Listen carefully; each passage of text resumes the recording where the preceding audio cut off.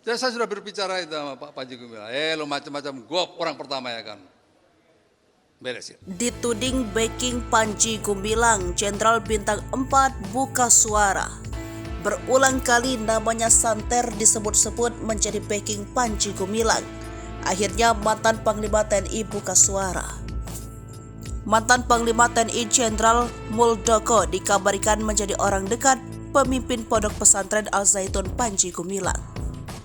Kedekatan ini membuat Panji selama ini seolah-olah kebal hukum, sulit disentuh tangan hukum. Muldoko memang telah berulang kali membantah tudingan yang menyebut dirinya sebagai backing di balik Pondok Pesantren Al Zaitun. Muldoko pun menjelaskan ia pernah mendatangi ponpes yang dipimpin Panji Gumilang itu sejak masih menjabat sebagai Pangdam Siliwangi. Muldoko pun menjelaskan ia pernah mendatangi ponpes yang dipimpin Panji Gumilang itu sejak masih menjabat sebagai Pangdam Siliwangi. Kedatangannya ke sana untuk melihat secara langsung apa yang terjadi di ponpes itu.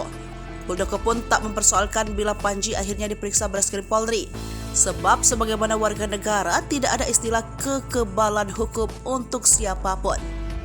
Sebelumnya, pendiri Pondok Pesantren Al Zaitun Imam Supriyanto mengungkapkan bahwa Kepala Kantor Staf Presiden Muldoko pernah memberikan jaminan perlindungan kepada Al Zaitun. Imam mengatakan Muldoko memberi akses bagi Panji Gumilang, pimpinan Al Zaitun ke aparat kepolisian apabila pondok pesantren itu diganggu oleh pihak lain.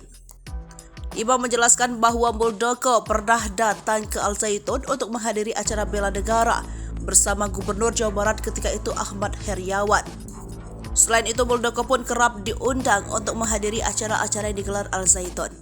Namun demikian, Imam menyebutkan tawaran perlindungan dari Muldoko baru disampaikan pada beberapa waktu terakhir ketika mantan Panglima TNI itu sudah menjabat sebagai KSP.